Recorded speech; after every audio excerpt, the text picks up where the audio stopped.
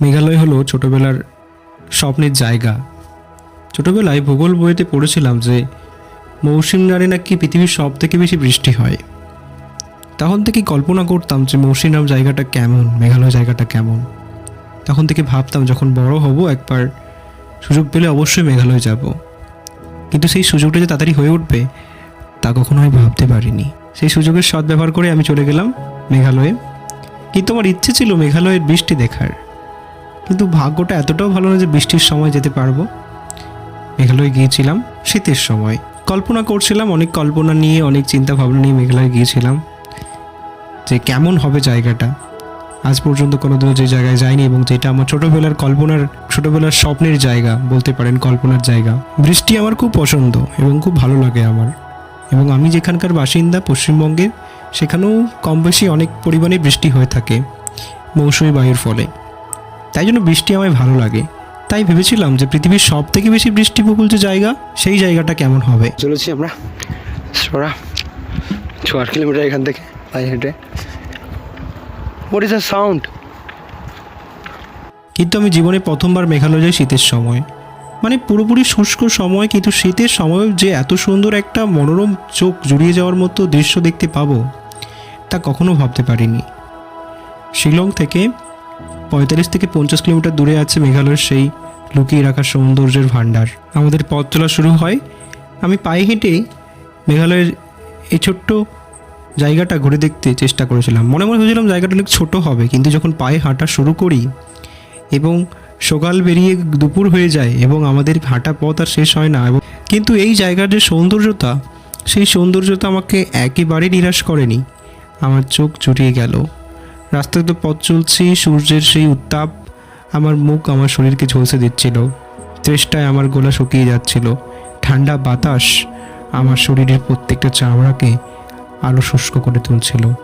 মনে হচ্ছিল যেন ছুটে পালিয়ে যাব গাড়িতে করে, কি পায়ে হেঁটে এগিয়ে যাব।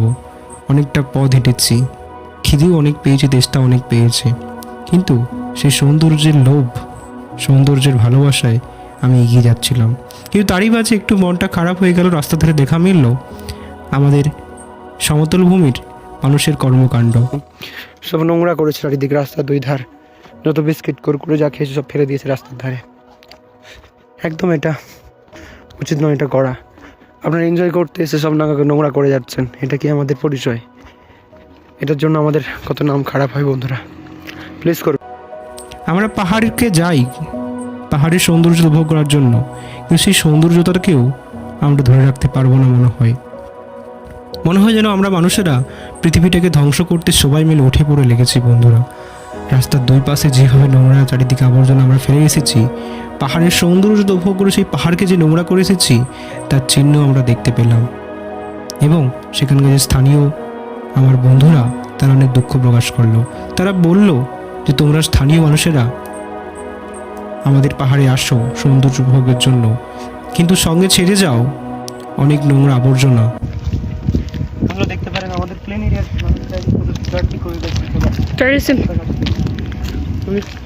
যেগুলো আমাদের পাহাড়কে দিনের পর দিন নোংরা আবর্জনার ভাণ্ডারে পরিপূর্ণ করছে। তারা মনে করে আমরা বুঝি খুব নোংরা, তারা মনে করে ভাবে আমরা বুঝি পৃথিবীর সমস্ত জায়গাকে নোংরা দিয়ে ধ্বংস করতে চাই।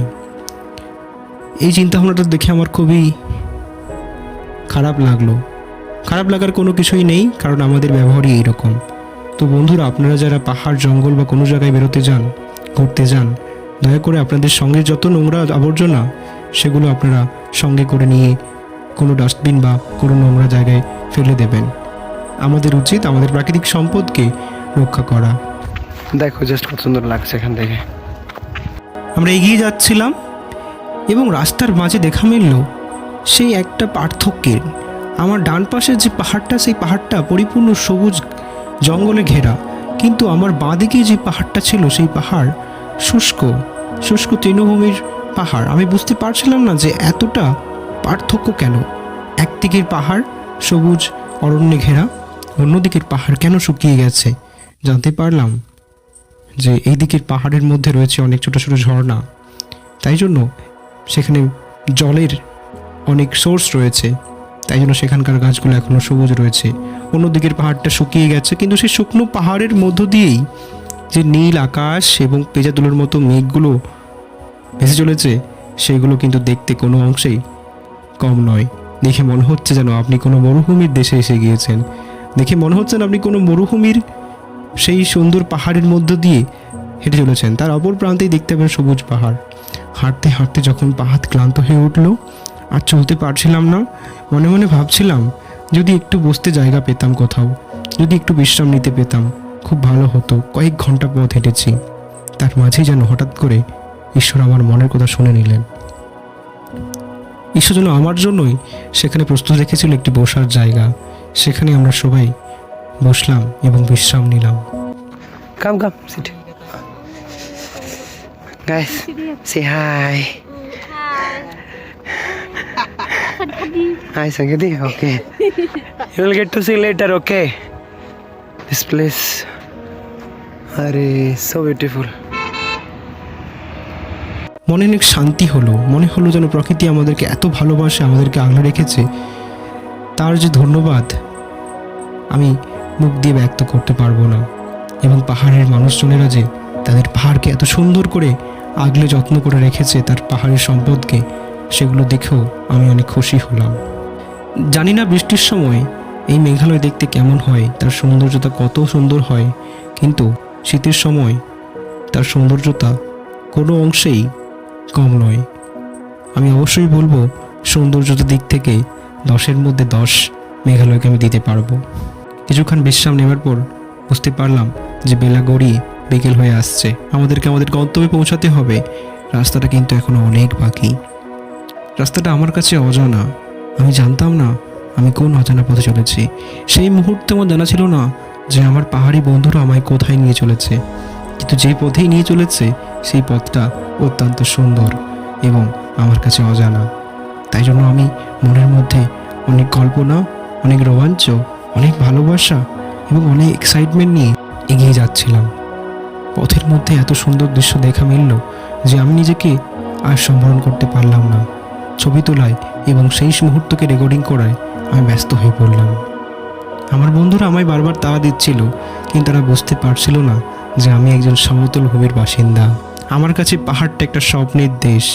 তারা বুঝতে পারছিল না পাহাড়টা আমার কাছে একটা ভালোবাসার জিনিস, কারণ তারা ছোটো থেকেই পাহাড়ে বড় হয়েছে। তারা জানে না যে সমতল ভূমির মানুষেরা পাহাড়কে কত ভালোবাসে।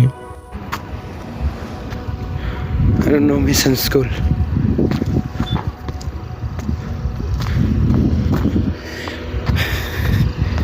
What a beauty of Meghalaya. দীর্ঘ 6 ঘন্টার পথ চলার পর আমি বুঝতে পারছিলাম না আমরা উপরে উঠছি না নিচে নামছি। যেদিকেই তাকাই সেই দিকেই পাহাড়। যেই পাহাড়েই উঠি সেই পাহাড়টাই সব থেকে ছোটো মনে হয়। আবার অনেক সময় মনে হয় যেন আমরা সব থেকে উপরে রয়েছি। Just wow. Beautiful. অলরেডি মনে হয় 10 কিলোমিটার রাস্তা হেঁটে ফেলেছি আজকে। আমরা আদতেই যে উপরে উঠছি নিচেই নামছি আমরা কিছুটাই বুঝতে পারছিলাম না আমি, অথচ আমরা এগিয়ে যাচ্ছিলাম। বেলা তখন গড়িয়ে বিকেল নেমে এসেছে, তবুও চারিদিকটা দেখতে অনেক সুন্দর লাগছিল। আমরা এগিয়ে চললাম এবং জানতে পারলাম এখনও অনেক পথ বাকি।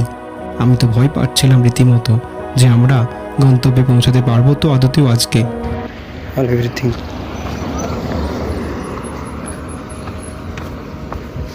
এখান থেকে মানুষ মাটি আর সব কিছু কেটে নিয়ে চলে যাচ্ছে। অনেক দীর্ঘ চড়াই উতরাই করার পর অবশেষে আমরা পৌঁছাতে পারলাম আমাদের গন্তব্যের সম্মুখে। বন্ধুরা, এই জার্নিতে আমি অনেক কিছু শিখেছি। আমি শিখতে পেরেছি যে অনেক সময় টাকা দিয়ে পয়সা দিয়ে সৌন্দর্য উপভোগ করা যায় না। কারণ যারা গাড়ির মধ্য দিয়ে যাচ্ছিল আমি মনে করি তারা কোনোদিনই আমার মতো করে এই জায়গার সৌন্দর্য উপভোগ করতে পারবে না। আমি মনে করি তারা এখানকার বাতাস, এখানকার পথঘাট, এখানকার মাটি, এখানকার গাছপালা কোনো কিছুরই সৌন্দর্য উপভোগ নিতে পারবে না। কিন্তু আমার কাছে হয়তো অর্থ ছিল না, আমার কাছে ছিল না সুন্দর গাড়ি, কিন্তু আমি যাচ্ছিলাম আমার 11 নম্বর গাড়ি, অর্থাৎ আমার পায়ে হেঁটে। কিন্তু বিশ্বাস করুন, এই অ্যাডভেঞ্চার শুধু আনন্দ নয়, জীবনের অনেক শিক্ষা আমাকে দিয়ে দিল। এখান থেকে অনেক স্মৃতি আমি বয়ে নিয়ে যেতে পারলাম। এখানকার রাস্তাঘাট, এখানকার যা কিছু আমি নিজের চোখে দেখলাম এবং অনুভব করলাম, আমার স্মৃতির চিলেকোঠায় তা সারা জীবনের জন্য বন্দী রয়ে গেল। পথ যখন শেষ, যখন আমি ক্লান্ত পরিশ্রান্ত, সেই সময় দেখা মিলল পাহাড়ের পাদদেশে একটি ভাসমান বাড়ি। বাড়িটা আসলে ভাসমান না, বাড়িটা পাহাড়ের একদম ধারে তৈরি এবং দূর থেকে দেখে মনে হচ্ছে যে সেই বাড়িটা যেন মেঘেদের মধ্যে ভেসে রয়েছে।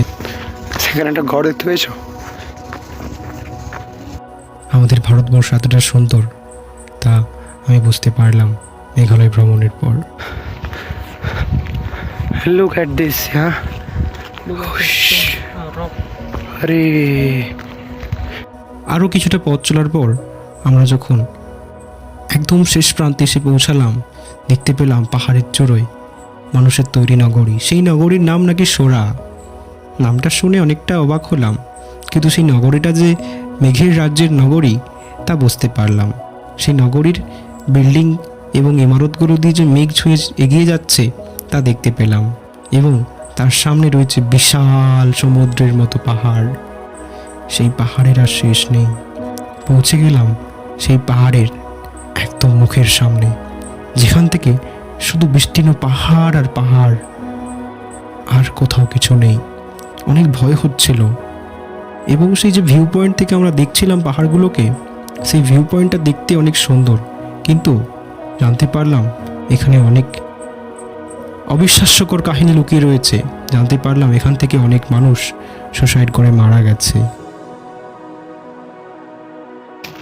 আর কোনো মাছের ইচ্ছা আসা নেই? অনেক খাই জাস্ট না দেখলে বুঝতে পারবেন না। সোরা সিটি, রাইট? আমায় আমার সঙ্গে থাকা যে বন্ধু, সে আমাকে সাবধান করলো যে ওর খুব ধারে না যেতে, ওখান থেকে পড়লে প্রাণের আর কোনো চিহ্ন থাকবে না। অনেক ভয় পেলাম। সমুদ্রযাত্রা উপভোগ করব না মনের ভয়কে আগলে রেখে আরেকটু এগিয়ে যাব, বুঝতে পারলাম না। সৌন্দর্যতা যে এতটা ভয়ানক হয় তা মেঘালয়তে গিয়ে বুঝতে পারলাম। সত্যি অনেক ভয়ানক সুন্দর জায়গা এই মেঘালয়।